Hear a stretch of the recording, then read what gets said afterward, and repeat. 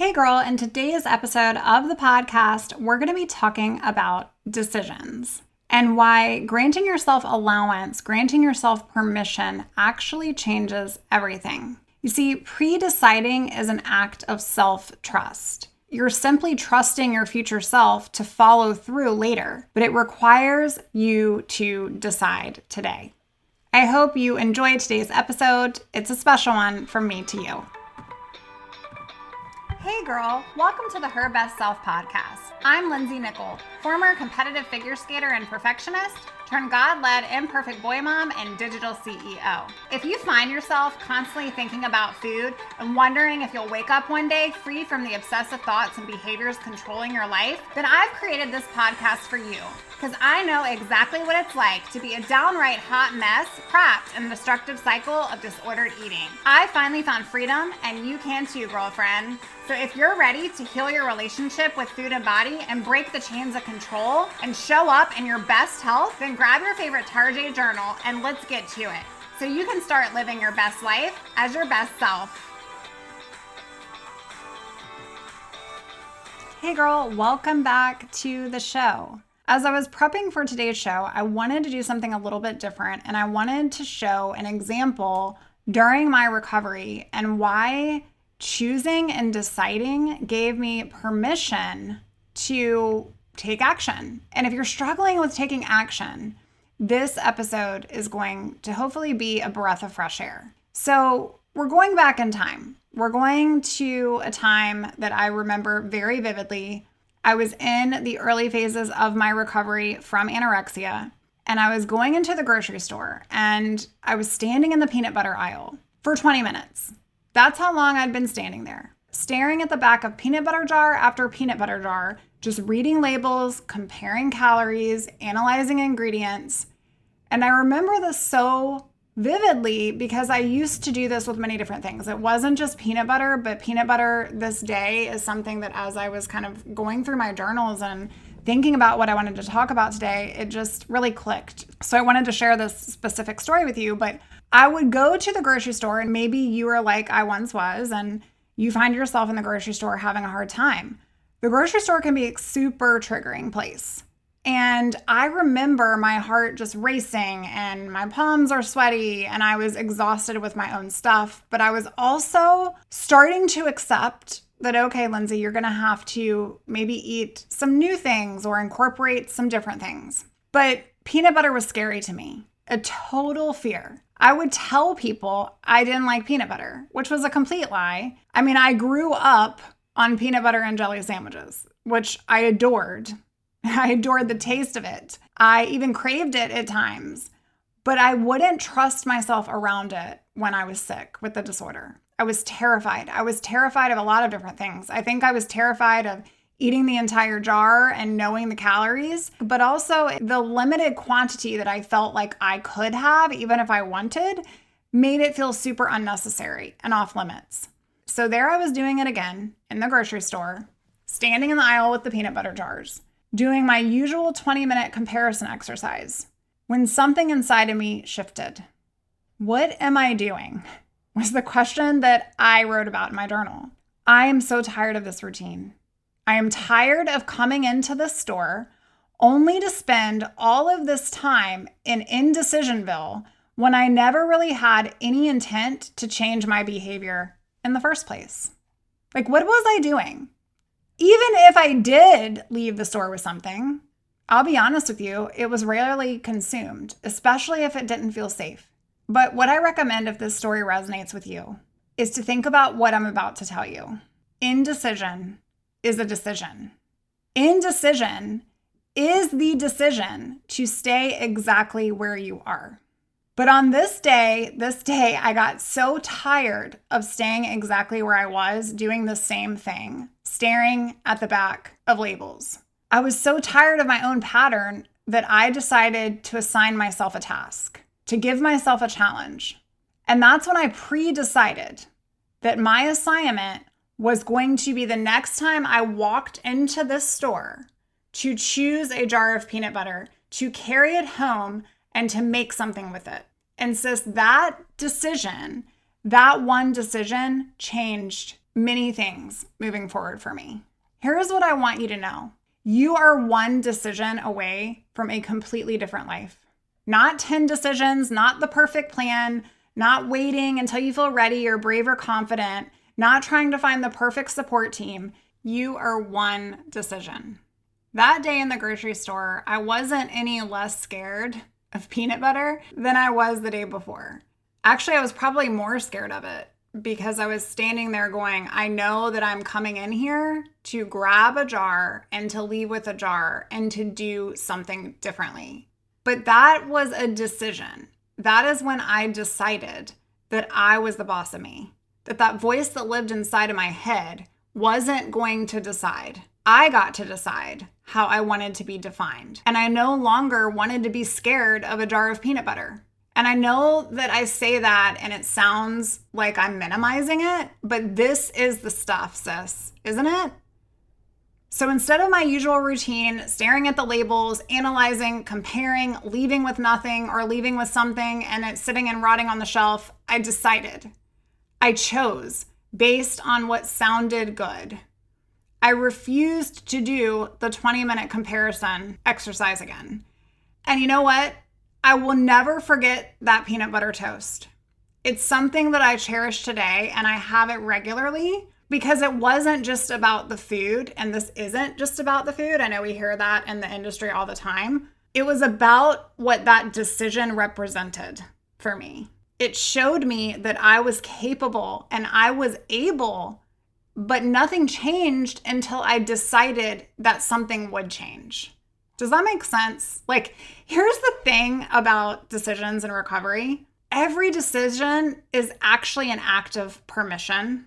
When I decided to buy that peanut butter, I was giving myself permission. Permission to trust myself around a fear food. Permission to stop analyzing and to start choosing and to act differently. Permission to take up space in my own life and no longer be terrified of a jar of peanut butter. Permission and decision making, they are connected. You can't have one without the other. I want you to think about it.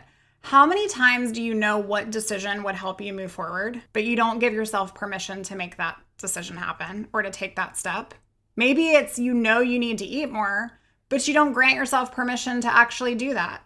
Maybe it is you know you need to stop weighing yourself, or you know you need to stop counting macros, or you know you need to stop letting the scale define you, or you know you need to stop counting whatever it is, steps, insert your other metrics, but you don't grant yourself permission to step away from doing those things. You still have the apps on your phone. You still are standing on the scale. You still are calculating, right? It's like you know you need to rest instead of exercise, but you don't give yourself permission to rest. Is it that you don't, or is it that you won't? But permission is where the power lives. And that simply starts with deciding. But I want us to be real about why we avoid making these decisions and why we avoid deciding, because that is super important and I don't want to just gloss over it. For me, standing in that peanut butter aisle, looking at all the jars for 20 minutes was almost like a very ritualistic thing. But it wasn't really about comparing the labels. It was about avoiding the decision entirely. Because as long as I was analyzing, I didn't have to choose. As long as you are researching, friend, you don't have to act.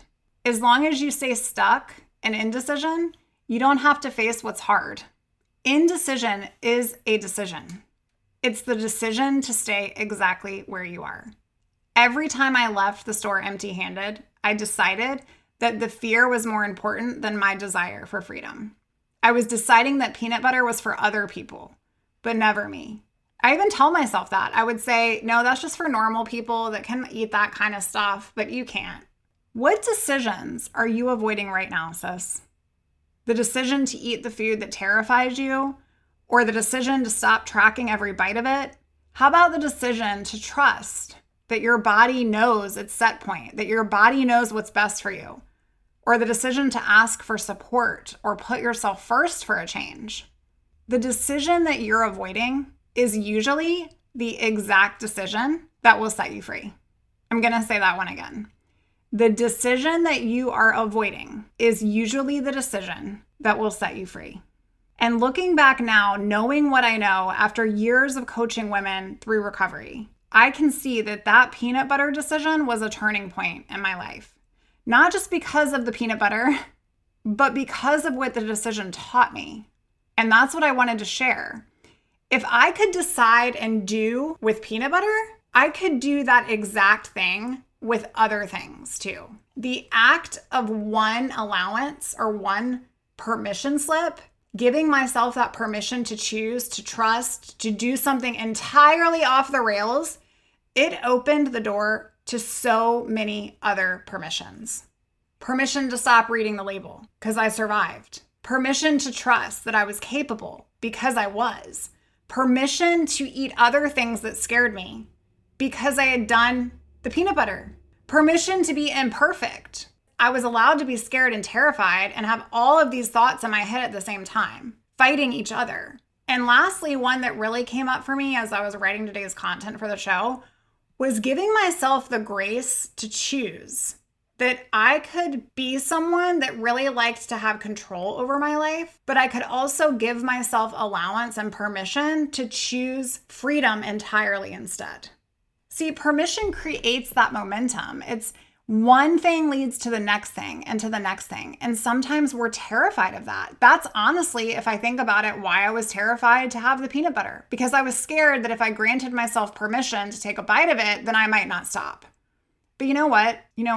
I decided when I take this home today, I am going to have a healthy lunch that makes my body whole and nourished. And it's a kind pro-recovery choice. Deciding and reminding yourself of the decision and why you're choosing that decision is super important. And you know what? Now peanut butter reminds me of freedom. What once was terrifying, again, I mentioned it before, is actually what can set you free and be a constant reminder as to why it's such a big deal and a real thing in your life that has created that change and that purpose. You see, it brings me back to the freedom I felt as a kid. Whenever I have peanut butter, whether that is with my kids or just as a snack, that was when food was just food for me, right? I just remember my mom, you want a PB&J? And that was always like my default. If I didn't like what she cooked for dinner, I could have a PB&J. It was like my one trusted soldier, right? A staple. And it felt trustworthy. It felt safe. It felt like me as a kid. And so even to this day, when I have peanut butter, it reminds me that A, I overcame what once tried to overcome me. And B, I can go back to that place wiser and stronger and also feel the comfort like I did when food was just food. So I want to talk a little bit about the practice of pre-deciding because I've done shows on this before, but I feel like this is a super important topic lately. We have to decide in order to do. Sometimes we're just not going to feel it. It's not going to become organic. I say this to my clients all the time.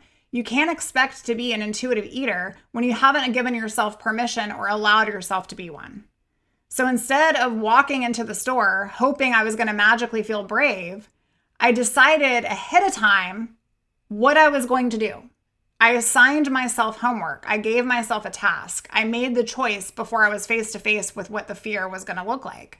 This is how you create momentum and change. You don't wait to feel ready. You just decide that you're going to be ready and you're going to do the thing. Pre-deciding removes the option to get stuck and analysis paralysis. It removes the option to spend 20 minutes staring at labels. It removes the option to leave empty-handed. So what could you pre-decide today? Maybe it's that you're going to eat lunch, no matter how anxious you feel, because lunch right now doesn't feel like a necessity to you. Or maybe that it's you're going to skip your workout tomorrow because you know deep down that you over-exercise and you push your body, but you just haven't been able to conquer that. Maybe it's that the next time you go enjoy a meal with your spouse or your friend or your mom, you're going to order something different, not because it has the fewest calories. Pre-deciding is an act of self-trust. You are trusting your future self to follow through on the decision that your current self is making. And that's really hard. Here's what I want you to understand about granting yourself this and giving yourself the permission that you so deserve. It's not selfish and it's not indulgent. And it's not giving up or letting yourself go. It is an act of love. Do you hear me? When I gave myself permission to buy that peanut butter, I was saying I deserve to trust myself and my body. I deserve to feel okay with peanut butter. I deserve to be normal and eat peanut butter like everyone else. I deserve to choose based on my preferences versus on what I've allowed myself to have. Every permission you grant yourself is you choosing love over fear. It's you choosing freedom over control. It's you choosing to be the boss, friend. And I don't know about you, but that feels really good to be the boss, doesn't it? Like, as a control freak, as a recovering control freak, I think about permissions in my life all the time. Like, where am I holding back? Where am I not allowing something in? We can't say that we want to recover, but then not be open to what recovery requires. So what permissions are you withholding? You don't need anyone else's permission over your life. You just need to grant yourself your own. Maybe that's just permission to not have it all figured out, or permission to put yourself first instead of your kids for 1 second in your life, because what does that mean? It actually means that you're putting them first by putting you first. Maybe it's just granting yourself the grace and allowance to ask for what you really need. So here's what I want to leave you with for today. I want to give you an assignment, just like the one that I gave myself. I want you to identify one decision you've been avoiding, one permission that you've been withholding from yourself, one small act. Maybe it's buying fear food and actually eating it. Maybe it's deleting the app or unfollowing those on social media that are triggering you. Maybe it's eating breakfast when you're not hungry. Then I want you to pre-decide. Decide before you face it what you're going to do and how you're going to feel about it. I want you to not wait until you're brave or until you feel ready. I just want you to decide. Because here's what the peanut butter toast taught me, friend. I was more capable than I thought I was. I was more powerful than I thought I was. And just like me, you are absolutely worthy of all the good things that you've been craving. So if you're sitting there thinking, Lindsay, I know what decision I need to make. I know when you talk about this and you ask me these questions, I think about it in my mind, like, I just want to be able to do this, or I'm going to decide to do this, but it feels really scary. I get it.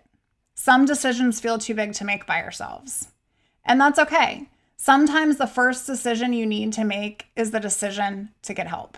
If you're ready to get that help, and you are interested in partnering with me, somebody who's done this for themselves, I'm here.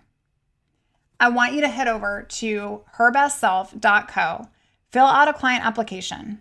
You are one decision away from completely changing your life. One permission away from getting rid of those voices in your mind all day, every day that are in control of your life, because you get to be the boss of you.